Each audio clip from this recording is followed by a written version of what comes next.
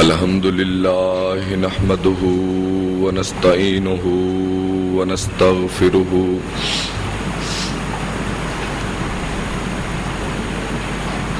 ونؤمن به ونتوكل عليه ونعوذ بالله من شرور أنفسنا ومن سيئات أعمالنا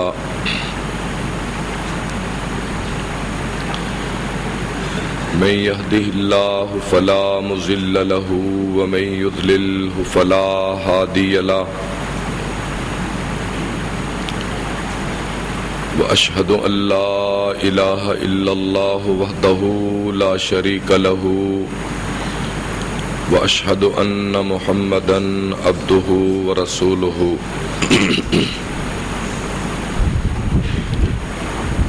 اللهم صل على محمد وعلى آل محمد كما صليت على إبراهيم وعلى آل إبراهيم إنك حميد مجيد اللهم بارك على محمد وعلى آل محمد كما باركت على إبراهيم وعلى آل إبراهيم إنك حميد مجيد أما بعد فإن خير الحديث كتاب الله وخير الهدي هدي محمد صلى الله تعالى عليه وآله وسلم وشر الأمور محدثاتها وكل محدثة بدعة وكل بدعة ضلالة وكل ضلالة في النار يا أيها الذين آمنوا كتب عليكم الصيام كما كتب على الذين من قبلكم لعلكم تتقون أياما معدودات فمن كان منكم مريضا أو على سفر فعدة من أيام أخر وعلى الذين يطيقونه فدية طعام مسكين فمن تطوع خيرا فهو خير له وأن تصوموا خير لكم إن كنتم تعلمون سبحان ربك رب العزة عما يصفون وسلام على المرسلين والحمد لله رب العالمين تو سمجھ لینا سی جب تو سارا جمعہ ہی خراب کر دیتا ہے.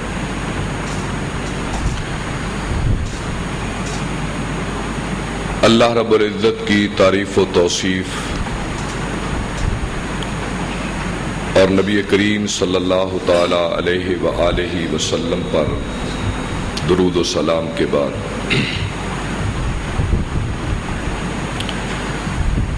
واجب الاحترام سامعین و حاضرین کرام، سورہ بقرہ کی بڑی مشہور و معروف آیت مبارکہ میں نے تلاوت کرنے کی سعادت حاصل کی ہے، جس میں اللہ رب العزت نے رمضان کے روزوں کی فرضیت اور اس کے مسائل کو اختصار کے ساتھ اشارتاً بیان کیا ہے. سب سے پہلے آج کے خطبے کی اس گفتگو میں اس آیت کے مسائل کو ہم جانیں گے.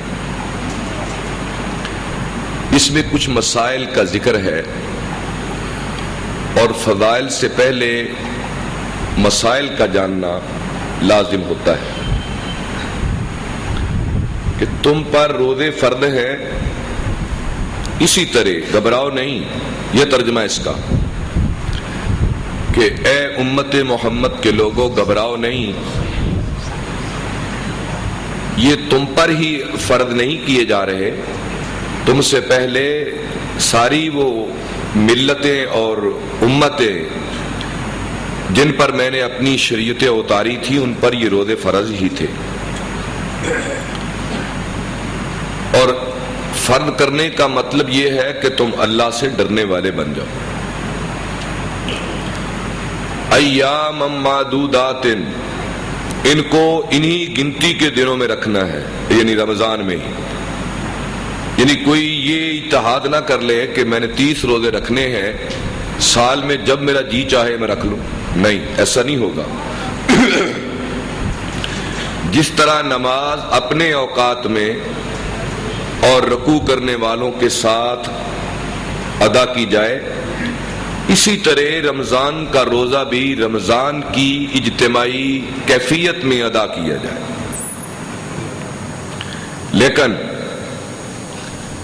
فمن کان منکم مریضا او علی سفر فعدۃ من ایام اخر، اگر تم میں کوئی مریض ہے یا مسافر تو وہ بعد کے دنوں میں روزے رکھ لے. وَعَلَى الَّذِينَ يُطِيقُونَهُ، اور وہ لوگ جو روزہ رکھنے کی طاقت رکھتے ہیں مگر پھر نہیں رکھتے، فدیۃ طعام مسکین، وہ ایک مسکین کو کھانا کھلا دے. فمن تطوع خیرا، جو نیکی خوشی سے کرے وہ اسی کے لیے بہتر ہے، اور تم روزے رکھو یہی تمہارے حق میں بہتر ہے. اس آیت کی تھوڑی سی تفصیل یا تشریح درکار ہے جو میں آپ کی خدمت میں پیش کروں گا. روزہ اسلام میں یکدم فرض نہیں ہوا، یہ بتدریج فرض ہوا ہے، آہستہ آہستہ آہستہ. ابتدا میں مسلمانوں کے لیے 3 ایک مہینے میں روزے تھے. 3 روزے اگرچہ وہ فرضیت کے درجے پر نہیں تھے، لیکن تمام صحابہ ہر ماہ 3 روزے رکھتے تھے. اور ہجرت کے دوسرے سال میں، یعنی بدر والا سال جسے کہتے ہیں، یہ آیت اتری جو میں نے آپ کو پڑھ کے سنائی ہے. اور جب یہ آیت اتری تو اس میں بھی روزہ اختیاری نظر آتا ہے، اختیاری قسم کا روزہ نظر آتا ہے کہ وہ لوگ جو روزہ رکھنے کی طاقت رکھتے ہیں پھر نہیں رکھتے، وہ فدیہ دے دیں.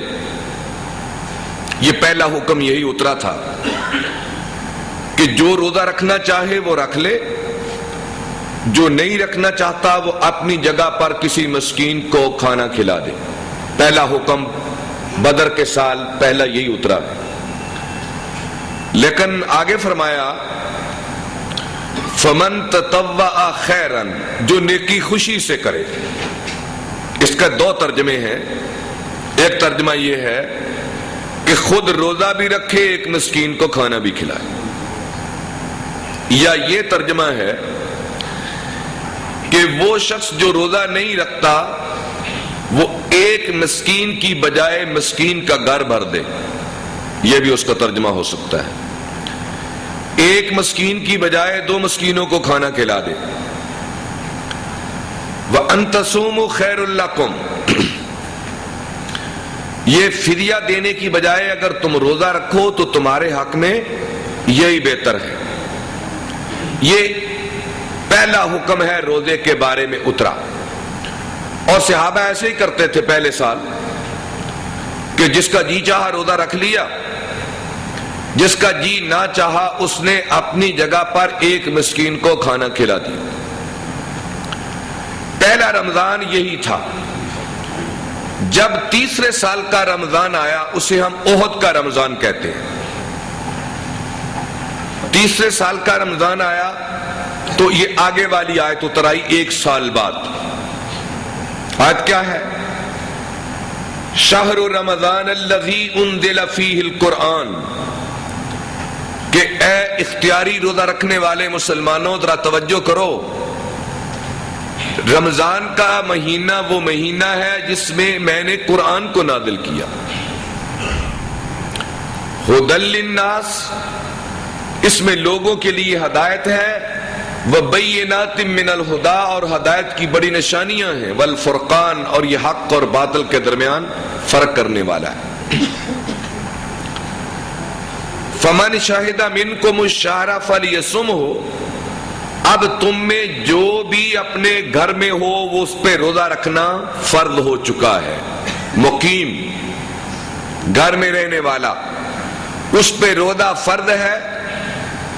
وَمَنْ كَانَ مَرِيضًا أَوْ عَلَى سَفَرٍ، ہاں اب بھی اگر کوئی تم میں مسافر ہو یا بیمار ہو، فَعِدَّةٌ مِّنْ أَيَّامٍ أُخَرَ، وہ دوسرے دنوں میں روزہ رکھ سکتا ہے. اب فرضیت ہو گئی، اور فرضیت ہونے کے ساتھ پھر بھی اللہ نے ان لوگوں کو مستثنی قرار دے دیا جو ان کے پاس شرعی عذر تھا، ایک بیمار اور ایک مسافر، اور اس کی وہ قضا دوسرے دنوں میں دے لے. اب دوسرے دنوں کے لیے وقت مقرر نہیں ہے. رمضان سے لے کر آئندہ رمضان تک جس کے روزے چھوٹ جائیں وہ رکھ سکتا ہے. مسلسل بھی رکھ سکتا ہے، متفرق بھی رکھ سکتا ہے. مثلا سارا ماہ ایک آدمی بیمار رہا، روزے نہیں رکھ سکا، اب وہ باقی جو 10 ماہ 11 ہیں، ہر ماہ میں 2 روزے رکھ لے، 3 روزے رکھ لے، ایک روزہ رکھ لے، ایک ماہ میں رکھ لے، 2 ماہ میں رکھ لے. متفرق بھی اور مسلسل روزے رکھنا جائز ہے. حضرت عائشہ رضی اللہ تعالیٰ عنہ کہتی ہیں ماہواری کی وجہ سے جو میرے روزے رہ جاتے میں اگلے شعبان میں جا کے رکھتی. تو یہ مسئلہ ہے کہ جس وقت بھی آئندہ رمضان سے پہلے جس کے روزے رہ جائیں وہ رکھ سکتا. ایک ومن کان مریضا، جو مریض 2 طرح کا ہوتا ہے، ایک دائمی مریض اور ایک عارضی مریض. جو دائمی مریض ہے، مثال کے طور پہ میں مثال دیتا ہوں سمجھانے کے لیے، لوگ مسئلہ پوچھتے ہیں، وہ بیماریاں جو انسان کے ساتھ ہمیشہ رہتی، مثلا دل کا مریض ہے، یہ بیماری انسان کے ساتھ موت تک چلتی ہے.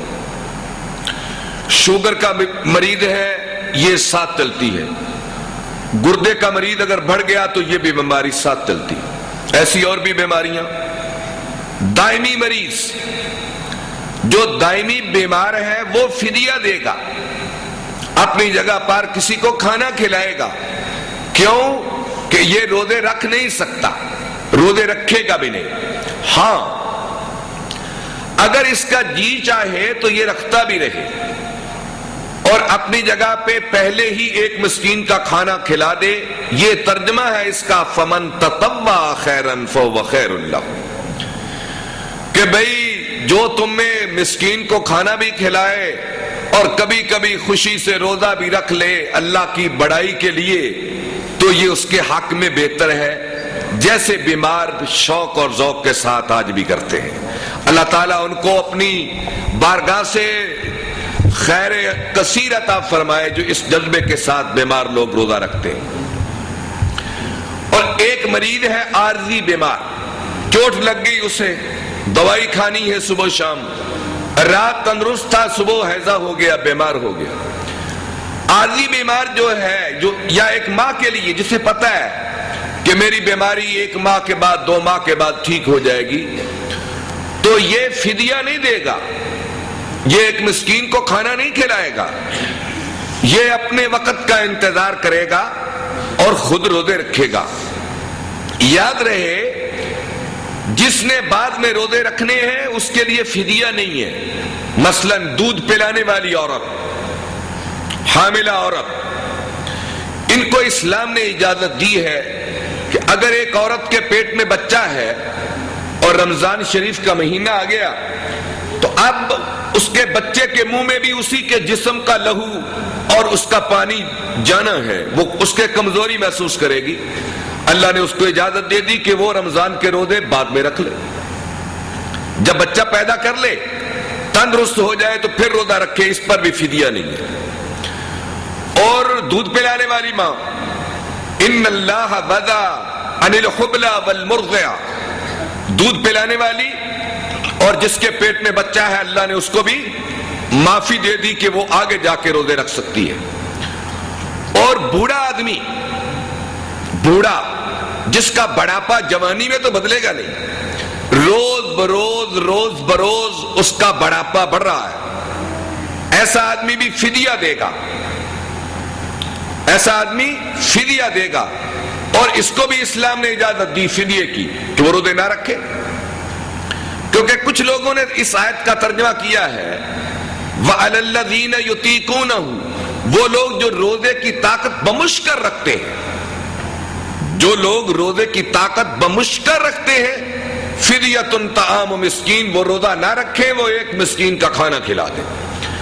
اور اب مشکل سے رکھنا یہ تو آدمی خود طے کر سکتا ہے نا، اس کے لیے کوئی اسلام نے پیمانہ مقرر نہیں کیا، نہ عمر کا، نہ وقت کا، نہ مسافر کا، نہ مقیم کا، نہ مجاہد کا، نہ مہاجر کا، نہ چھوٹے کا، نہ بڑے کا، نہ عورت کا، نہ مرد کا، کوئی پیمانہ نہیں ہے۔ یہ آدمی اپنے ایمان کے پیمانے سے پیمائش کرے گا کہ کیا میں روزہ رکھ سکتا ہوں یا نہیں رکھ سکتا۔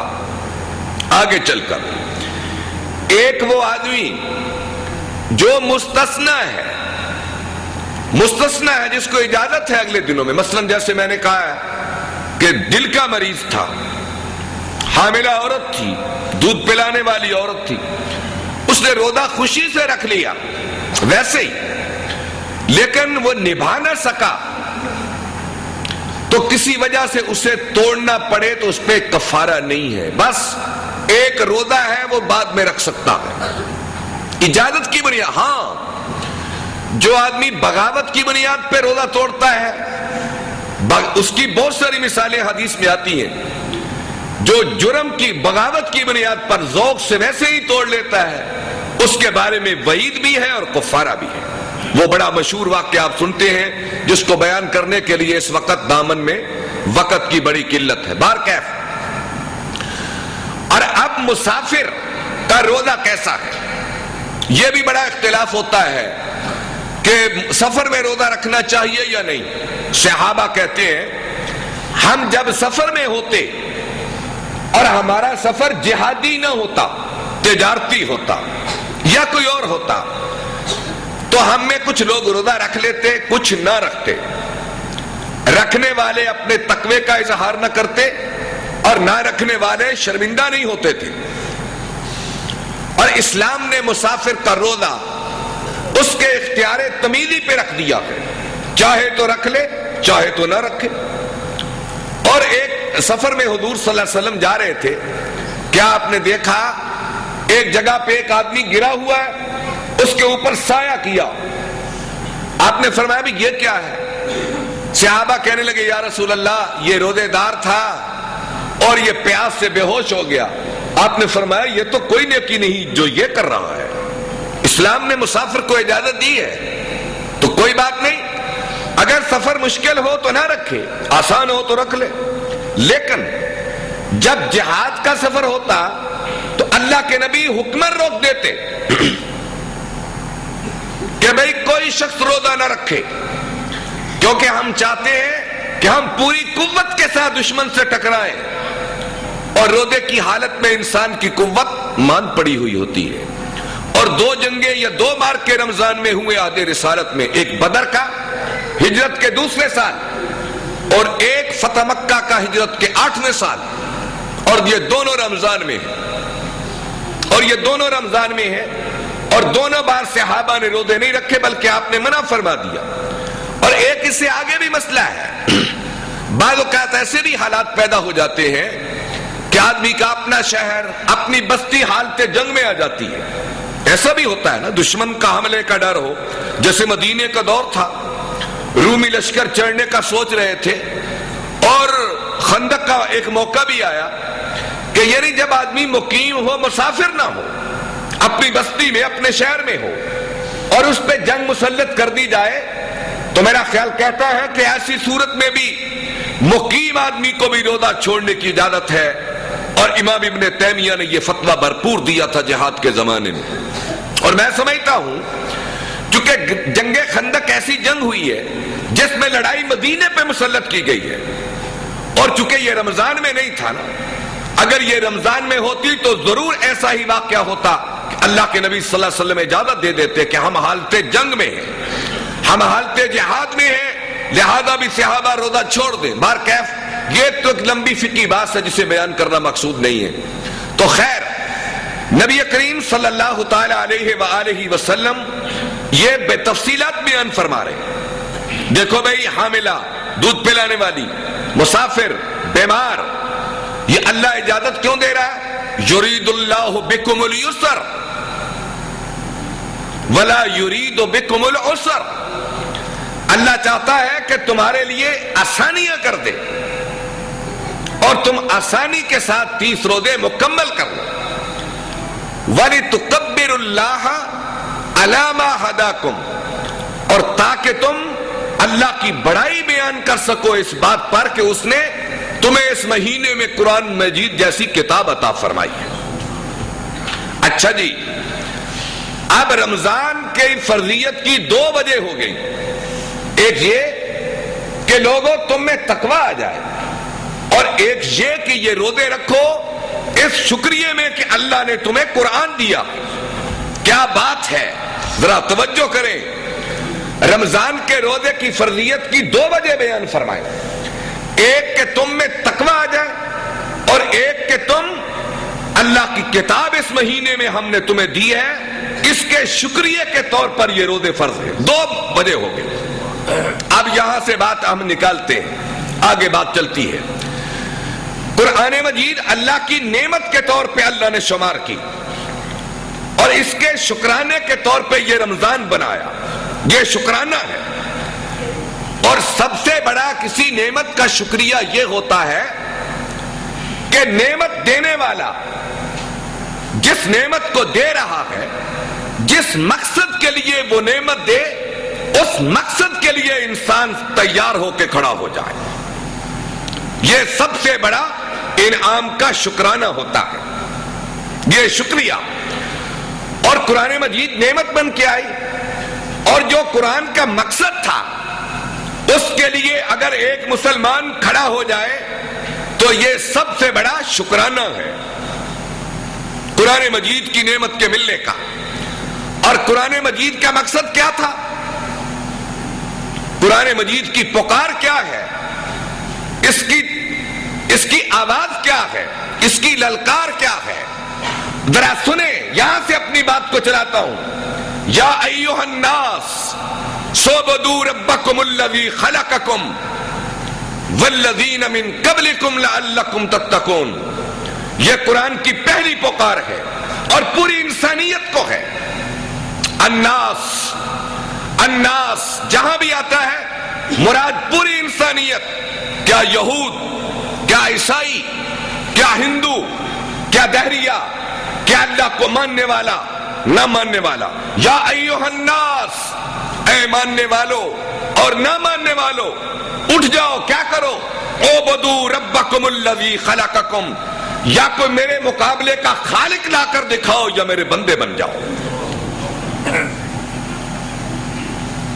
یا میرے مقابل کا خالق لے کے آؤ کہ جس نے انسانوں کو شکلیں بدی ہوں، جس نے انسانوں کو وجود دیے ہوں، جس نے انسانوں کو فہم و شعور کی طاقتیں دی ہوں۔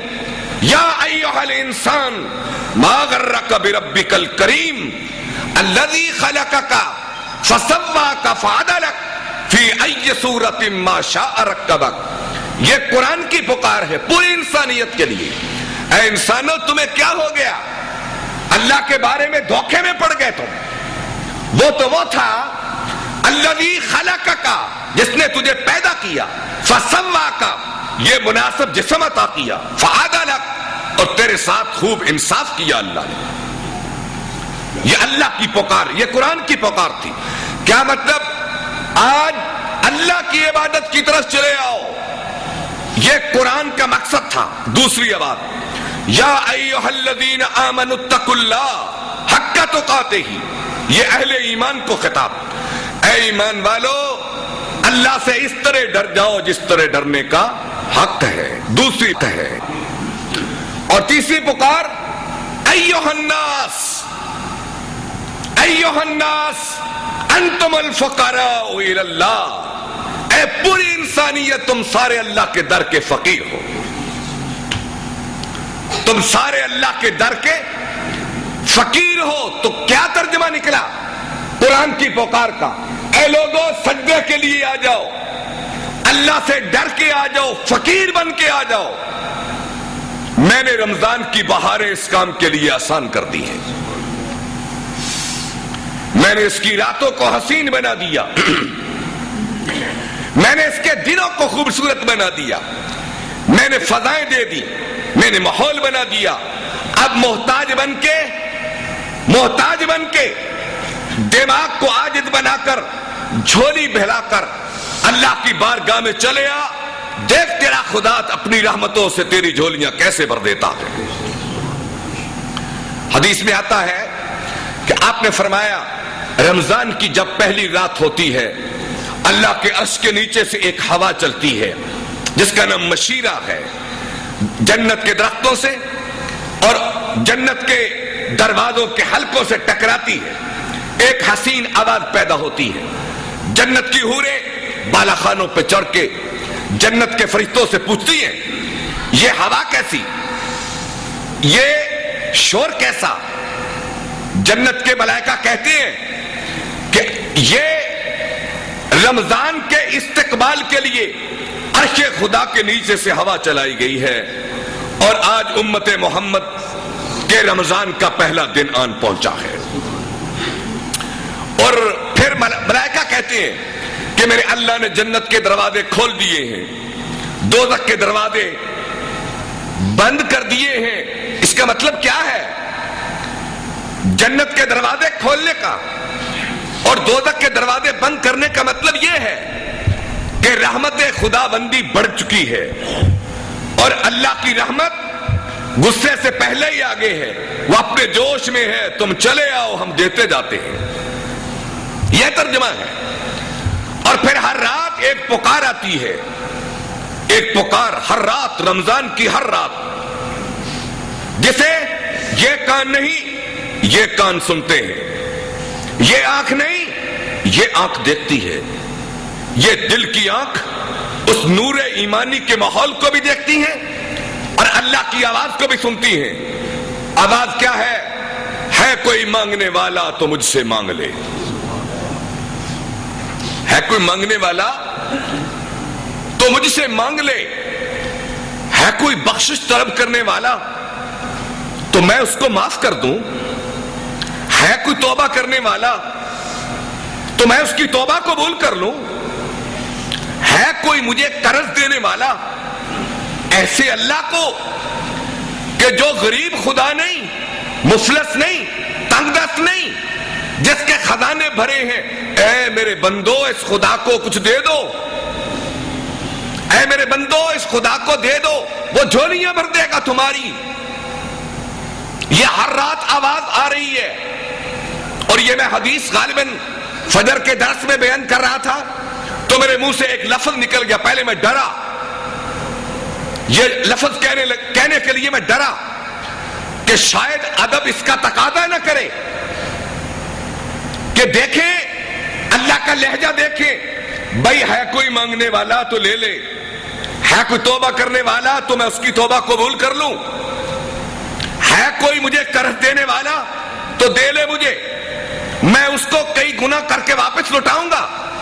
یہ طاقتور کمزور سے منت کر رہا ہے، یہ طاقت بڑا چھوٹے کی منت کر رہا ہے، اللہ اپنے بندے کی منت کر رہا ہے، آجا بھائی میں تجھے دے دوں، لیکن پھر اللہ کا شکوہ سن، اللہ کی شکایت سن، اللہ کا شکوہ بندے سے کیا ہے؟ ہم تو مائل بکرم ہیں کوئی سائل ہی نہیں، ہم تو مائل بکرم ہیں کوئی سائل ہی نہیں، راہ دکھلائے کسے رہنم منزل ہی نہیں، تربیت عام تو ہے جوہر قابل ہی نہیں، جس سے تعمیر ہو آدم کی یہ وہ گل ہی نہیں، کوئی قابل ہو تو ہم شان کئی دیتے ہیں، ڈھونڈنے والوں کو دنیا بھی نہیں دیتے۔ ہم سے کوئی مانگ کر تو دیکھے، ہمارے سامنے جھولی پھیلا کر تو دیکھے، ہم سے طلب کر کے تو دیکھے، ہم مانگنے والے کی جھولی کو خالی نہیں کرتے، ہم توبہ کرنے والے کی توبہ کرنے والے کو ہم دھکے نہیں دیتے، ہم تانے نہیں دیتے، ہم باتیں یاد نہیں کرواتے کہ سفید داڑھی اور جھکی ہوئی کمر لے کے میرے پاس آ گیا، جوانی میں کہاں تھا۔ میں تانے نہیں دیتا آنے والوں کو، میں استقبال کرتا ہوں، وہ جوانی میں آئے تو پھر بھی، بڑھاپے میں آئے تو پھر بھی، وہ سیاہ داڑھی کے ساتھ آئے یا سفید داڑھی کے ساتھ، جھکی ہوئی کمر کے ساتھ آئے یا چڑھتی جوانی کے ساتھ، آنے والے کو تیرا خدا لبیک کہتا ہے، آ جا بھی آ جا۔ لیکن کوئی پکار کر تو دیکھے، اور کس اپنی مانگ میں خلوص تو لے کر آ، اپنی طلب کے رنگ تو ادائیں تو لے کر آ۔ اگر خدا کی مدد نقد نہ آئے تو خدا پہ شکایت کرنا۔ اللہ کی مدد، اللہ کی رحمت نقد نہ آئے تو شکایت کرنا۔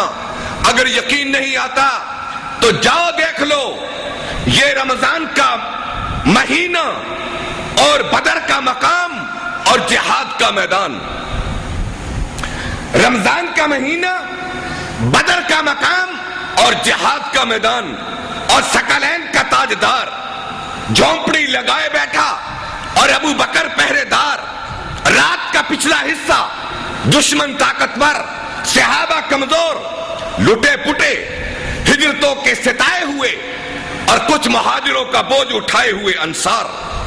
دو قسم کے صحابہ، کسی کے پاس تیر ہے تو تلوار نہیں، کسی کے پاس خود ہے تو ڈال نہیں، کسی کے پاس نیزہ ہے تو تلوار نہیں، ننگے پاؤں ننگے سر ثقلین کی تاجدار کی محبت میں نکلے اور بدر میں جا کر کھڑے ہو گئے، کفر کے سامنے سینے تان کے کھڑے ہو گئے، اور نہ خوف تھا، نہ ڈر تھا، نہ روب، اللہ کے توکل کے ساتھ کھڑے ہو گئے۔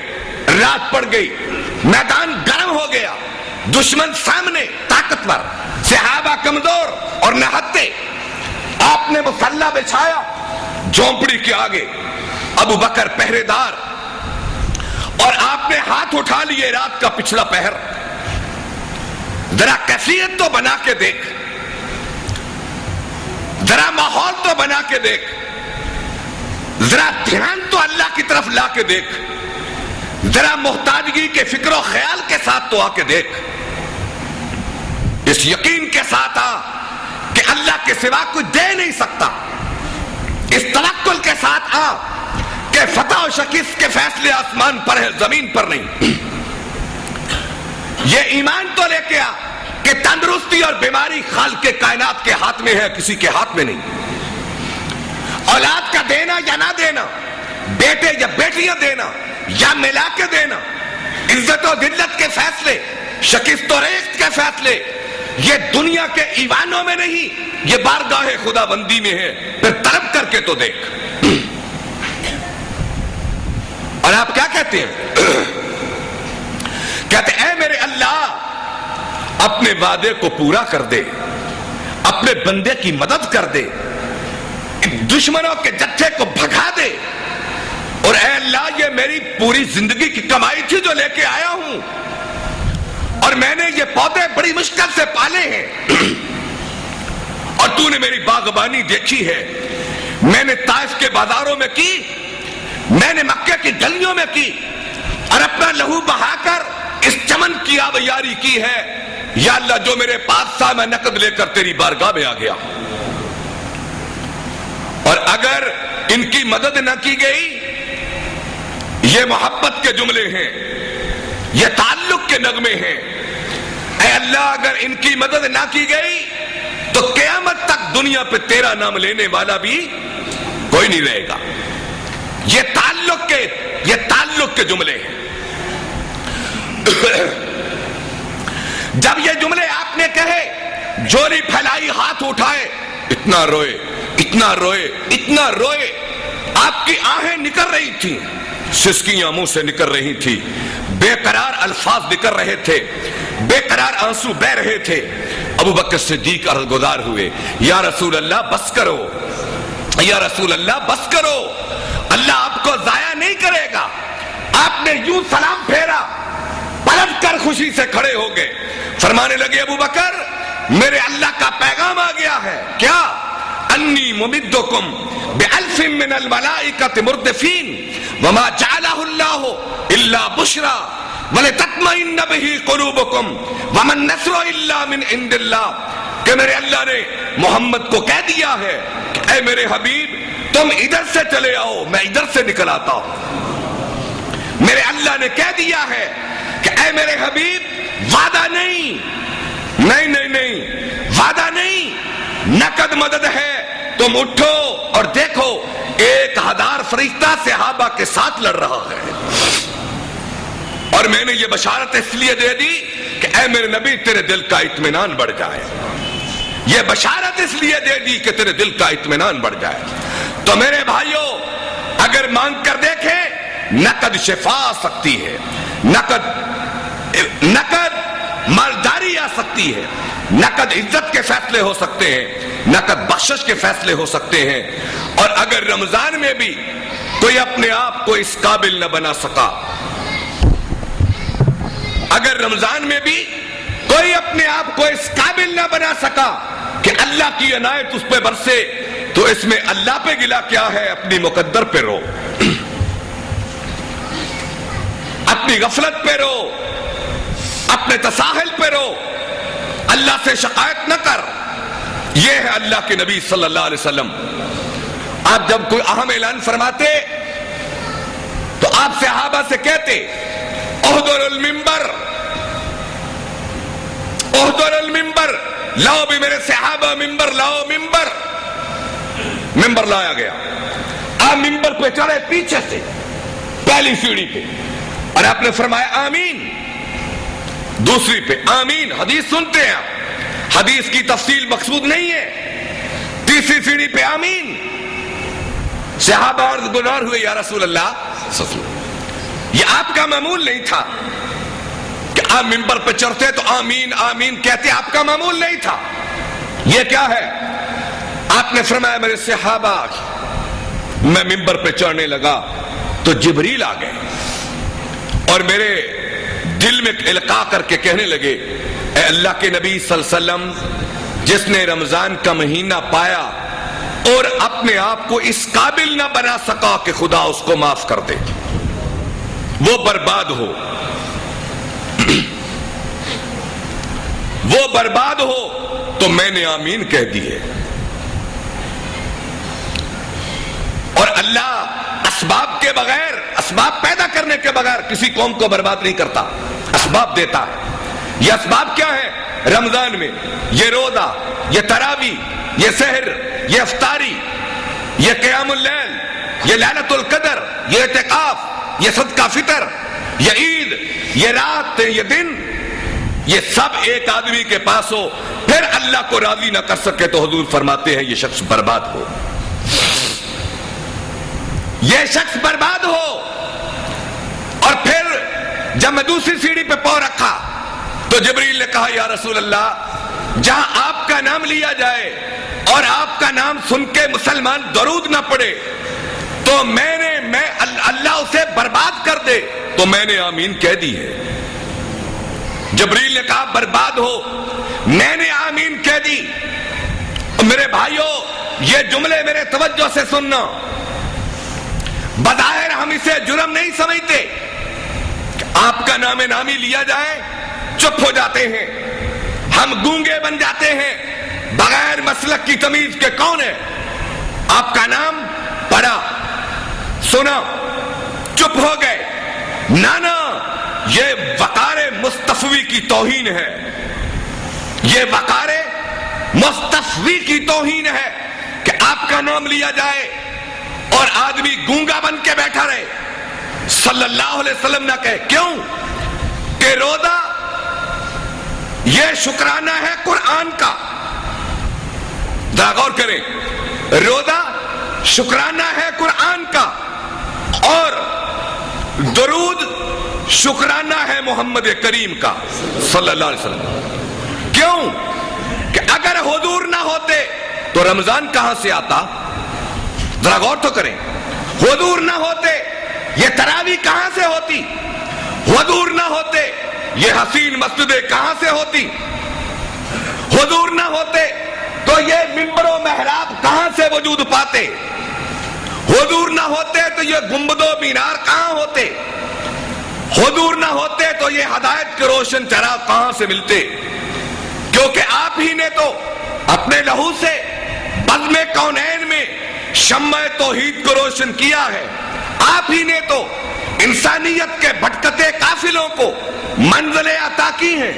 آپ ہی نے تو انسانوں کی ڈگمگاتی ہوئی کشتی کو کنارے پہنچایا ہے, اور یہ سب کچھ انہی کے ذریعے تو اللہ نے انسانوں کو عطا کیا ہے. اگر وہاں درود نہ پڑھا جائے تو تیرا رمضان بھی کہیں ضائع نہ ہو جائے, تیری تراویح بھی کہیں ضائع نہ ہو جائے. غور کیا کر, آپ کا نام نامی آئے, کیونکہ آپ محسن انسانیت ہیں.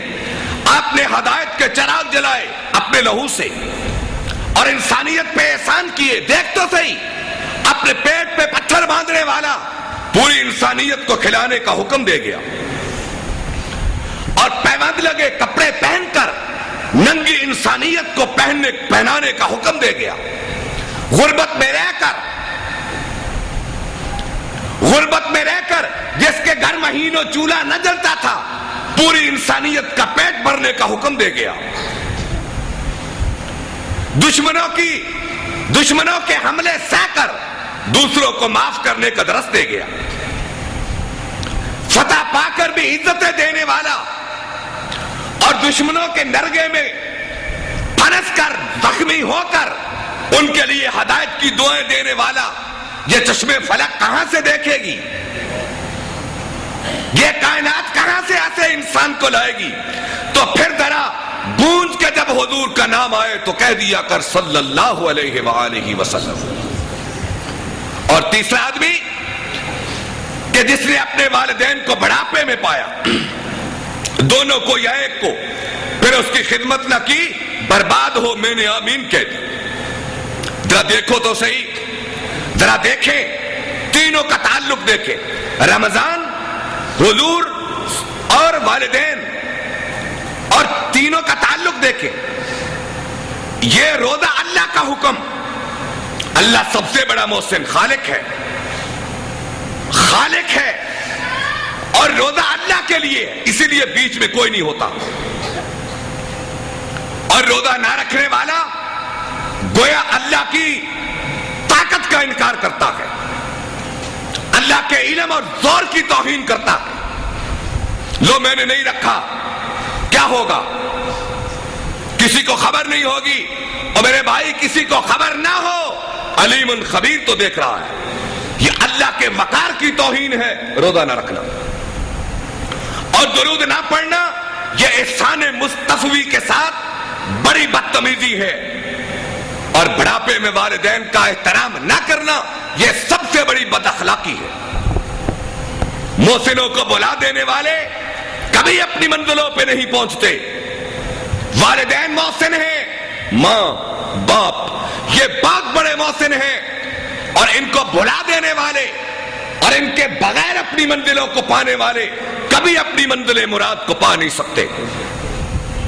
والدین کا نافرمان, اس کے دل کا نور چھین لیا جاتا ہے, آنکھوں کی بصیرت سلب کر لی جاتی ہے, اس کے فکر و خیال کی وسعتیں تنگ کر دی جاتی ہیں, اس میں لالچ اور حرص بھر دیا جاتا ہے, اور نور ایمان اس سے چھین لیا جاتا ہے. کیونکہ یاد رہے, جو مادی دنیا میں اپنے حقیقی محسنوں کو بلا دیتا ہے وہ اپنے خالق کو بھی کبھی یاد نہیں رکھ سکتا. جو والدین کو بلا دے وہ کبھی اپنے خالق کو یاد نہیں رکھ سکتا. جو اپنے باپ کی قربانیاں نہیں دیکھتا, اپنی ماں کی قربانیاں نہیں دیکھتا, کہ باپ اس کے لیے دھوپ میں, چھاؤں میں, گرمی میں, سردی میں, رات میں, دن میں محنت, مزدوری, تجارتیں, جھوٹ, دغا, فریب, مشقتیں, ہیرا پھیریاں, یہ سب اولاد کے لیے تھی, اور اس نے ایک آن میں اس کی جھونپڑی گرا کے رکھ دی. اور بیٹے نے آن کی آن میں اپنے باپ کا آشیانہ گرا کے رکھ دیا. اور وہ بیٹی جس کے لیے ماں نے کیا کیا نہیں کیا, کیا کیا خواب نہیں دیکھے, کہتی تھی میں نوکرانی رہوں میری بیٹی چودرانی بن جائے, میں ان پڑھ رہوں میری بیٹی پڑھ جائے, میں مشقتیں اٹھاؤں میری بیٹی راحت کی زندگی گزارے. ایک لمحے میں جب بیٹی نے ماں کے ساتھ بدتمیزی کی, اس بیچاری کا سارا کچھ زمین پہ گر گیا. اور والدین کا نافرمان کبھی بامراد نہیں ہو سکتا, اور رمضان کے روزے بھی اسے معافی نہیں دلا سکتے. لیلۃ القدر کی روحانیت کی طاقت بھی والدین کے نافرمان کو بخشش خدا سے نہیں لے کے دے سکتی. حدیث میں آتا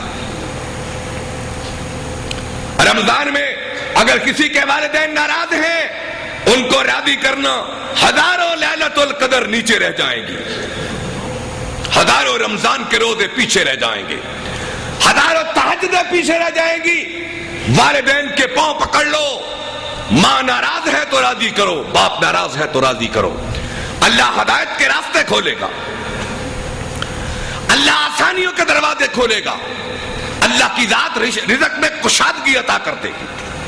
بڑے نہ بنو, بڑے نہ بنو کہ میں بڑا ہوں اپنے باپ سے کوئی بڑا نہیں ہے, اور اپنے نبی سے کوئی بڑا نہیں ہے, اور اپنے خدا سے کوئی بڑا نہیں ہے. اللہ سے دعا ہے اللہ تعالیٰ ہمیں یہ توفیق اور ہمت دے کہ ہم بوڑھے والدین کو کندھوں پہ سوار کر کے یا اللہ تیرے گھر لے جا سکیں, اور بڑھاپے میں ان کی خدمت کر کے اے اللہ تجھے راضی کر سکیں. ہمیں توفیق عطا فرما. وآخر دعوانا ان الحمدللہ رب العالمین. الحمدللہ رب العالمین والصلاة والسلام علی رسولہ الکریم وعلی آلہ وصحبہ اجمعین برحمتک یا ارحم الراحمین. ربنا آتنا فی الدنیا حسنۃ وفی الآخرۃ حسنۃ وقنا عذاب النار. یا اللہ اپنے فضل و کرم سے ہمیں معاف فرما, اور بالخصوص ہمارے والدین کو معاف فرما. یا اللہ ہمارے والدین دنیا میں جس جس جگہ بھی دفن ہیں, یا اللہ اپنے فضل و کرم سے ان سب کو معاف فرما. یا اللہ وہ جس حال میں ہماری دعاؤں کے محتاج ہیں, یا اللہ اپنے فضل و کرم سے ہمارے والدین کو معاف فرما. یا اللہ اپنے فضل و کرم سے سب کو معاف فرما. یا اللہ ان کی قبروں کو ٹھنڈا فرما. یا اللہ ہمارے اساتذہ جس جس جگہ بھی جہاں جہاں بھی دفن ہیں, یا اللہ اپنے فضل و کرم سے ان کو معاف فرما. یا اللہ ہمارے ذمے بہت کچھ ہے جس کو ہم ادا نہ کر سکے. یا اللہ ہمارے دل و دماغ میں دنیا کی محبت بیٹھ گئی. یا اللہ جو ہمارے ذمے تھا ہم نے نہ کیا, اے اللہ تو بہت معاف کرنے والا ہے, ہم کو معاف کر دے. یا اللہ ہم بھٹکے ہوئے ہیں, ہمیں اپنی منزلیں دکھا دے. یا اللہ تو ہم سے ناراض ہے اور ہم تجھ سے بگڑے بیٹھے ہیں. یا اللہ ہمارے درمیان کون صلح کروائے گا. یا اللہ اپنے فضل سے ہمیں معاف کر دے, ہم تیری بارگاہ میں دعا گو ہیں. یا اللہ ہمیں معاف کر دے. یا اللہ سب اہل مسلمانوں کو معاف فرما. یا اللہ سب دکھی اور پریشان مسلمانوں کے دکھ دور فرما. یا اللہ پھر بار بار ہماری وہی دعا ہے کہ ہمارے والدین ہمارے لیے کیا کیا کچھ کر گئے. یا اللہ وہ قبروں میں ہماری دعاؤں کے منتظر ہیں. یا اللہ محض اپنے فضل سے ہماری دعاؤں کو ان کے حق میں قبول فرما. یا اللہ جو جوانیوں میں چلے گئے, یا اللہ اپنا سب کچھ ہمیں دے کر چھوڑ کر چلے گئے, یا اللہ ان کے بھی ہم سے تقاضے ہیں. یہ رمضان کا مہینہ یا اللہ تیری بارگاہ میں بڑے الہا کے ساتھ ہم دعا گو ہیں. یا اللہ ہمارے والدین کو معاف فرما. یا اللہ ان کی قبر کی سختیوں ان سے دور فرما. یا اللہ اگر وہ قبر کی سختیوں میں ہیں تو انہیں معاف فرما. یا اللہ ان کا اخروی معاملہ آسان فرما. یا اللہ ہمارے وہ جوان بھائی جو دنیا سے فوت ہو گئے ان کو معاف فرما. ہماری بہنیں جو جوان دنیا سے چلی گئیں, یا اللہ ان کے مسئلے آسان فرما, ان کی قبر کا معاملہ آسان فرما. یا اللہ تیرے ہاتھ میں سب کچھ ہے. یا اللہ یہ کتنی سخت گرمی جسے ہم برداشت نہیں کر سکتے. یا اللہ قبر کی آگ کتنی سخت ہوگی. یا اللہ اپنے فضل سے ہمیں معاف فرما, اپنے کرم سے ہمیں معاف فرما. یا اللہ ہم بڑے بگڑ گئے تجھ سے. یا اللہ ہم بڑی دور نکل گئے, ہم ہی سود کھانے والے ہیں, ہم ہی بندوں کو قتل کرنے والے ہیں. یا اللہ تو پھر بھی تیرے ہی بندے ہیں, ہمیں معاف فرما. یا اللہ ہمارے دلوں کے قبلے ٹھیک کر دے. یا اللہ ہماری زبانیں تیری یاد سے خالی ہو گئیں, ہمارا فکر و خیال تیری یاد سے خالی ہو گیا, دلوں میں دھوکے اور فریب آ گئے.